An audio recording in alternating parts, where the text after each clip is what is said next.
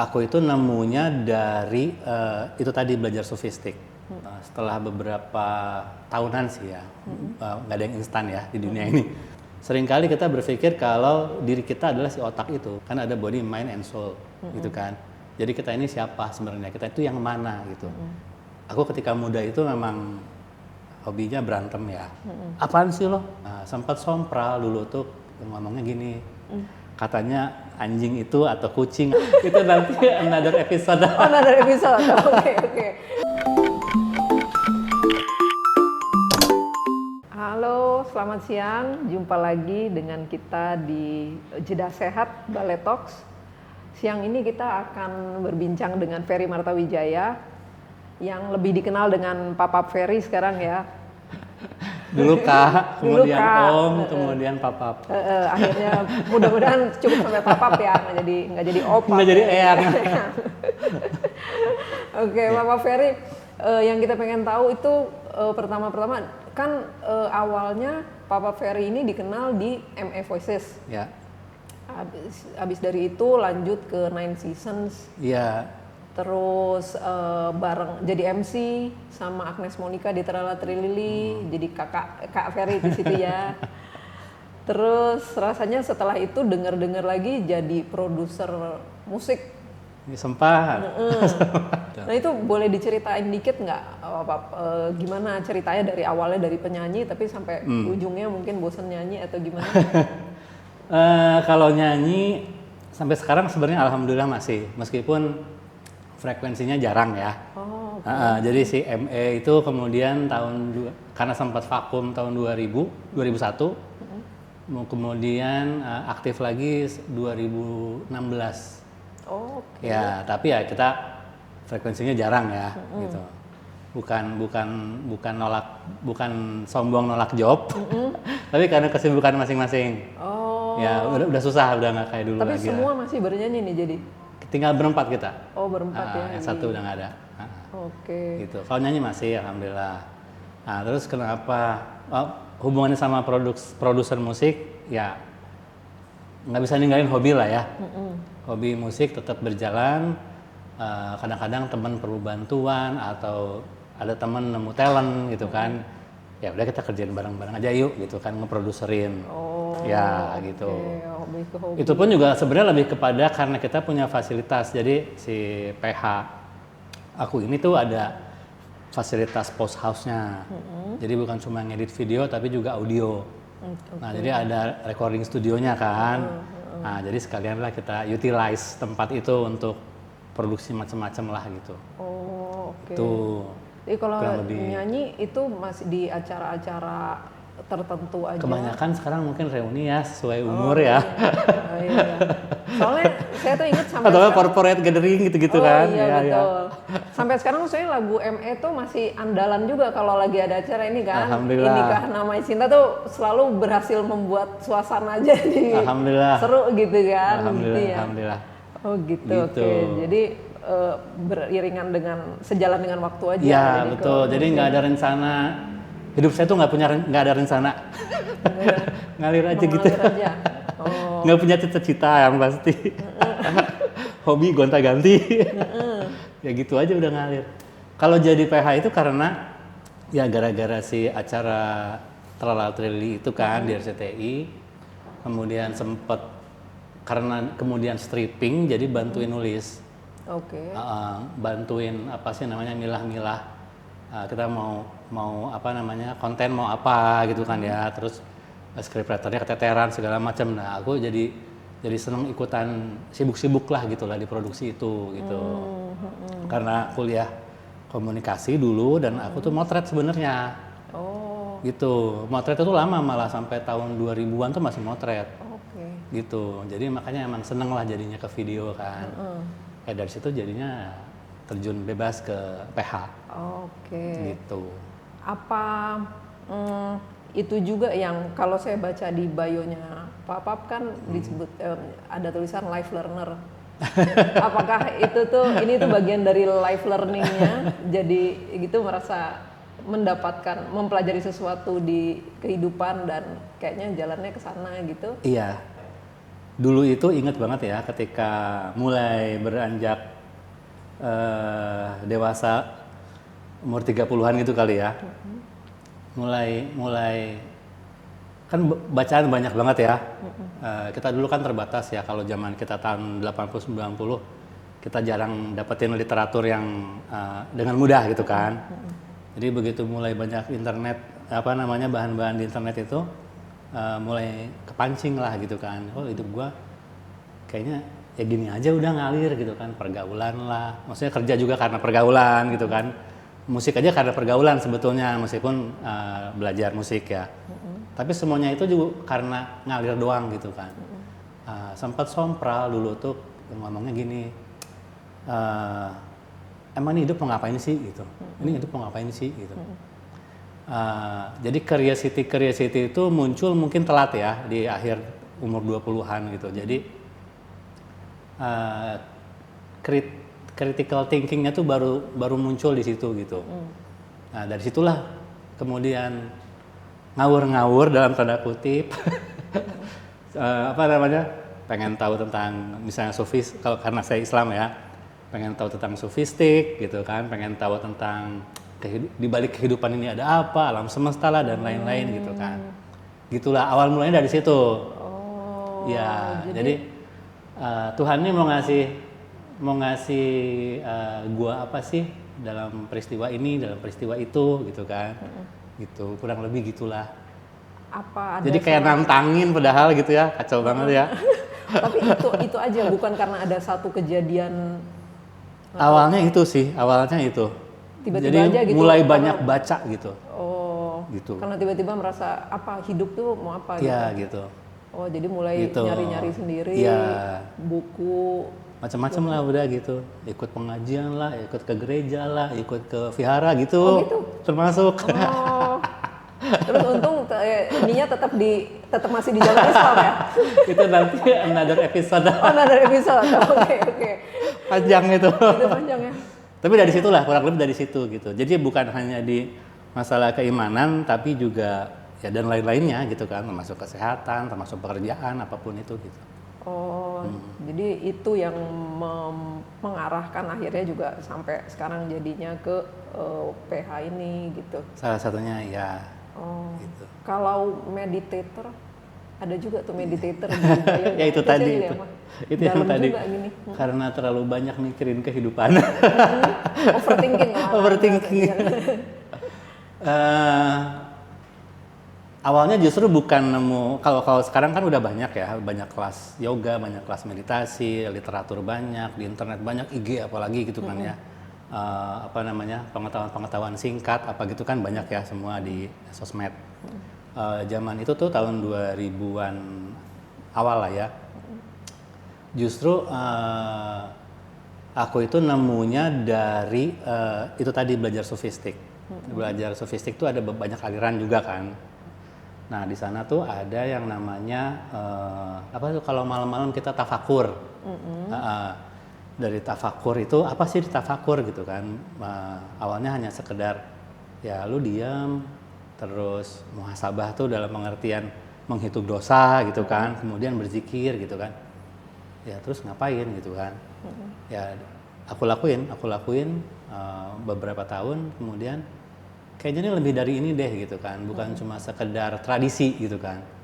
Sampai akhirnya itu, kemudian nemu beberapa meditasi dari sutra yoga, sutra India, sutra Buddhis gitu kan. Ya mulai belajar dari situlah gitu kemudian. Oh, jadi sempat ikut semacam kelas-kelasnya gitu, berguru gitu untuk meditasi? Iya. Iya. Kurang lebih gitu. Sekarang apa udah ngajar juga? Jadi sempat ngajar tapi udah enggak. Oh, terlalu sibuk. Kayaknya terlalu serius. Tanggung jawabnya besar sih intinya. Iya. Ya ngajar itu ya mungkin sama lah kayak ngajar apapun ya, bahwa kita menyampaikan sesuatu sama orang lain, apalagi yang mungkin awam gitu kan. Kayaknya tanggung jawabnya besar gitu. Apalagi kalau kemudian hubungannya ke spiritual ya gitu kan. Tapi waktu itu memang sempat merasakan benefitnya dari meditasi banget, itu. Banget. Ya, banyak jawaban-jawaban yang banget. banget. Apakah sudah mencapai moksanya?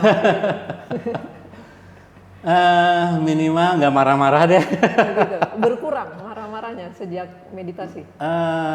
Hal yang pertama aku rasain itu. Jadi aku ketika muda itu memang hobinya berantem ya. Sumbu pendek. Sumbu pendek.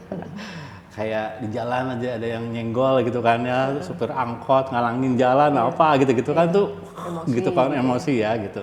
Berantem sama temen tuh SMP SMA tuh berantem. Gitu.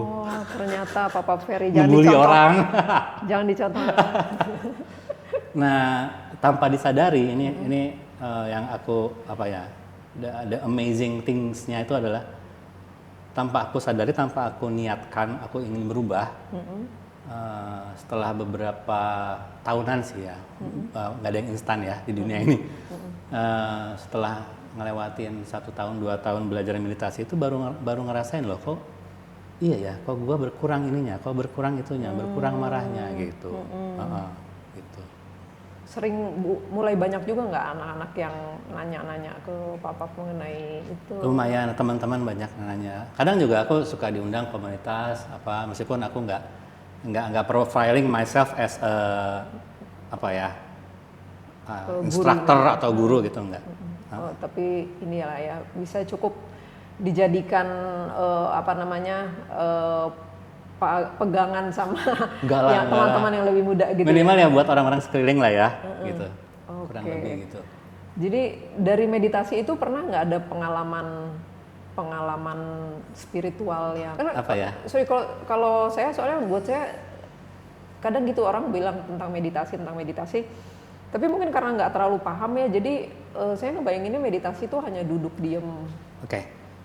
Gini deh, yang general dulu aja ya, yang general dan yang paling mungkin banyak orang rasain. Yang pertama adalah mungkin kita dipaksa untuk melihat dengan clear. Artinya apa yang kita hadapi, apakah itu eksternal maupun internal gitu.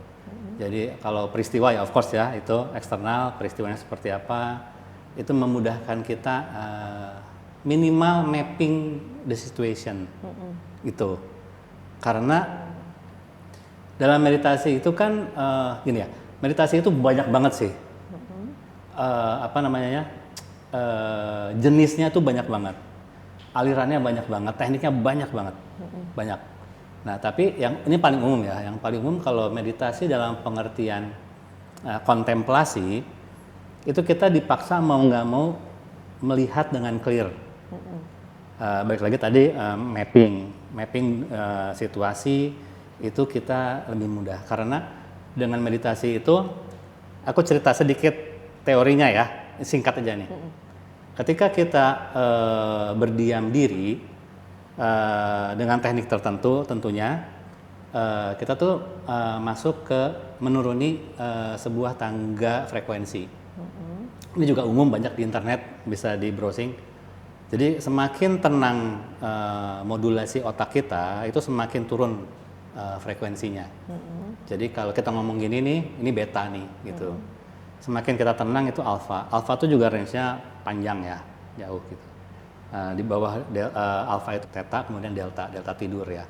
Nah, jadi semakin modulasi otak kita semakin riaknya nggak tinggi, itu semakin tenang otak kita bekerja, gitu. Bukan hanya otak sebenarnya, intuisi lah apapun itu semua lebih mudah keluar gitu kan. Karena otak is otak itu hanya prosesor gitu kan. Seringkali kita berpikir kalau diri kita adalah si otak itu, bukan kan? Kan ada body, mind, and soul gitu kan. Jadi kita ini siapa sebenarnya? Kita itu yang mana gitu. Titik berdiri kita itu sebenarnya harusnya di mana gitu kan. Nah, ini yang paling umum apa ya namanya dipelajari dalam meditasi itu. Jadi kita clear melihat apa yang sedang terjadi. Kemudian di level berikutnya, di level apa ya misalnya ya, emosional misalnya gitu kan, kita lebih mudah melihat diri kita ini bereaksi seperti apa, gitu. Minimal itu aja, gitu. Jadi kita nggak sumbu pendek, kita nggak mudah nggak mudah kepancing gitu kan, nggak mudah berlarut-larut gitu. Kurang lebih gitulah. Oh, jadi mungkin lebih objektif untuk bisa ngelihat segala sesuatu gitu ya. Ya. Oh, Gitu. itu mungkin itu berguna juga sebenarnya kalau diterapkan di semua situasi kayak saat ini kehidupan lagi gini, nggak terpengaruh sama apa yang kita lihat di sosmed, nggak terpengaruh banyak sama yang kita lihat di berita gitu ya. Betul. Oke. Itu yang bagian agak seriusnya. Serius banget, nanti, panjang masih. Mungkin Butuh 2 hari ya. ngobrolnya. Kalau mau tahu lebih banyak lagi tentang meditasi mungkin bisa langsung kontak Bapak Ferry. Ngobrol-ngobrol doang ya, bukan berguru ya. Selanjutnya tuh kita pengen tahu juga tentang kegiatan Bapak Ferry sekarang yang paling sering dilakukan untuk untuk hidup yang lebih tenang, untuk menjalani kehidupan sehari-hari yang lebih menyenangkan, dari mulai hobi atau hal-hal yang Bapak senangi gitu. Membaca sih nomor 1 sih ya. Membaca apa aja sih baca gitu. Meskipun belakangan lebih ke psikologi, spiritual gitu-gitu ya, itu masih tetap jalan gitu kan. Itu yang mainnya gitu. Nah, hubungannya sekarang sama ini semakin seneng mempelajari tubuh kita. Gitu. Kalau tadi kita ngomongin di mind doang, meditasi dengan mind doang gitu kan. Medianya mind gitu ya. Yang dikerjakan di dalam mind gitu kan. Nah, kalau kita ngomongin tubuh ini lebih panjang lagi nih kalau hubungannya sama pikiran dan emosional gitu. Jadi kenapa aku suka olahraga? Akhirnya ketemu nih gitu. Apa sih namanya korelasinya ya antara mindfulness di mind dan emosional dan mindfulness di olahraga gitu. Ternyata ini ada hubungannya yang sangat erat gitu. Olahraga itu bukan cuma sekedar tubuh kita sehat. Itu justru basic banget. Bahwa tubuh itu perlu exercise itu basic banget gitu. Tapi bahwa tubuh itu gampangnya mungkin gini. Bahwa pikiran dan emosi itu direkam di dalam tubuh. Gitu. Jadi sesuatu yang berlebihan atau sesuatu yang nggak dirilis atau sesuatu yang tersupres gitu kan ya, itu tuh terekam di dalam tubuh. Jadi misalnya yang paling gampang orang bilang penyakit GERD ya, itu karena stres. Gitu. Itu benar, itu benar banget. Ini pengalaman pribadi aku, selain finding dulu-dulu, kemudian ini baru banget. Jadi tahun 2000 awal itu mungkin semua orang mengalami ya karena pandemi ya, mikirin bisnis, mikirin karyawan dan lain-lain, stres. Tahun 2000 itu perut bermasalah terus tuh. Nah, tahun 2023 aku divonis autoimun IBS. Dari situ agak depresi sih, karena di semua literatur itu nggak ada obatnya. Autoimun itu nggak ada obatnya. Meskipun alhamdulillah IBS itu bukan autoimun yang paling berat gitu kan ya. Di situ tuh cuma coba menggali lagi. Ternyata ya itulah, Tuhan itu udah nyiapin banyak bekal di sebelumnya untuk aku menghadapi ini gitu ya. Pelajarannya mungkin itu gitu. Jadi ketika aku mencoba menggali ada apa dengan tubuhku, itu kayak Tuhan sebenarnya udah nyiapin sebelumnya gitu. Ya akhirnya itu yang aku temukan adalah bahwa emosi, pikiran, stres apapun itu tuh terekam di dalam tubuh.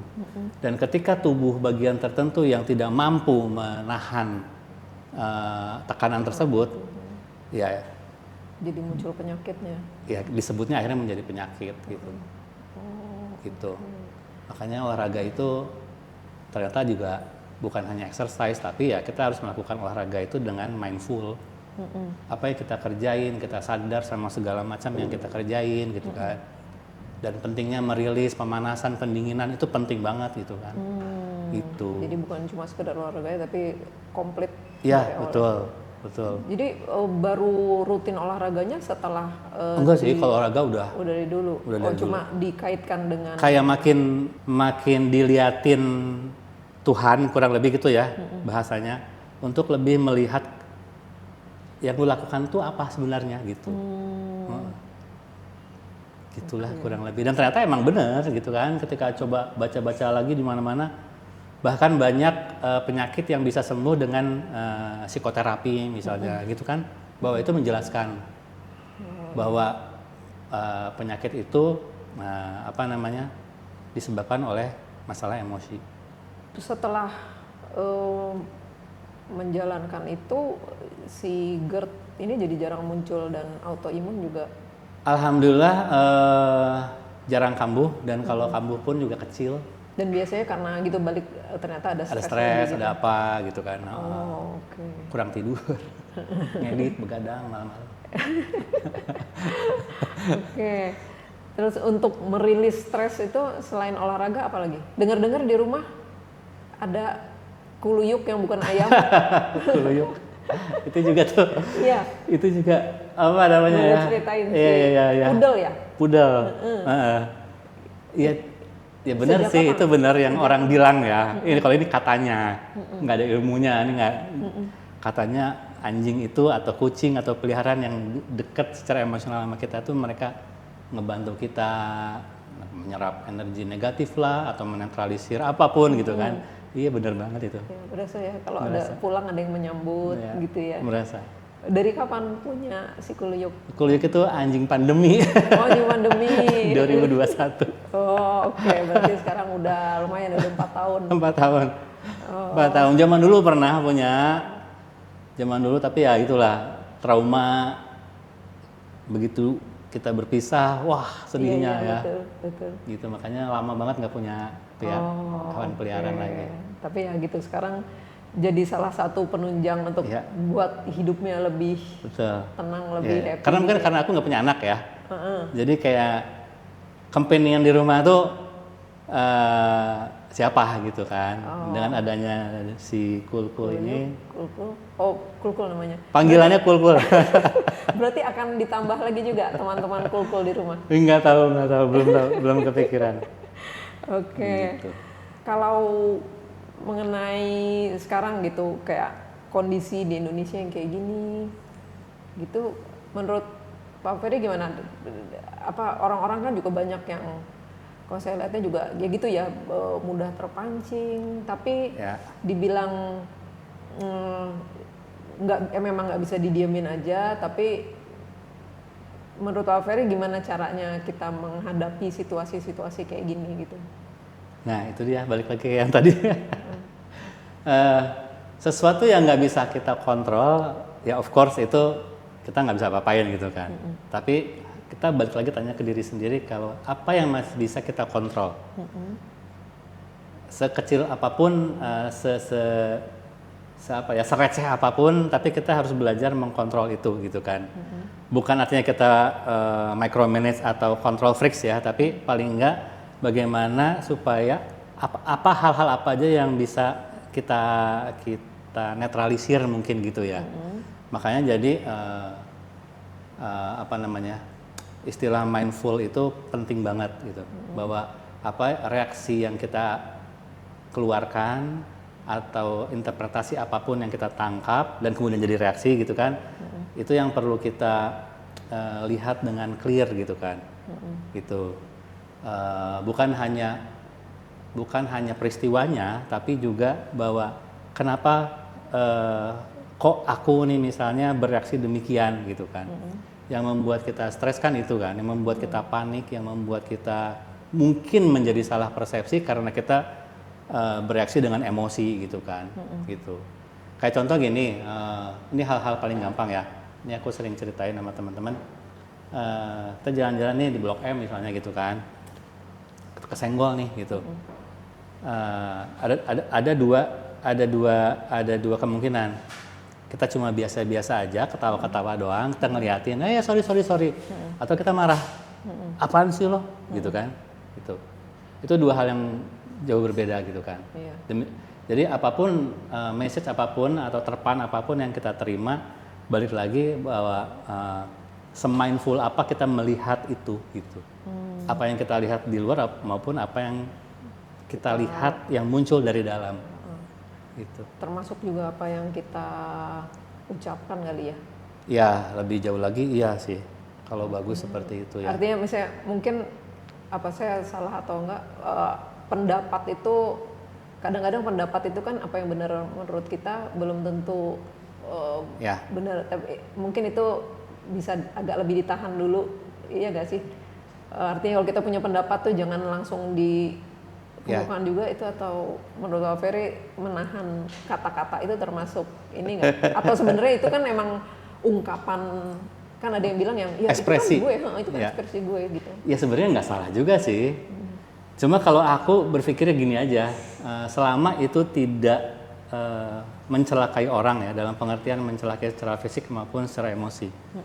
Ya bebas-bebas aja, mau asbun mau nunggang-nungging juga, selama lo nggak nyakitin gua, terserah lo mau ngapain gitu kan. Gitu.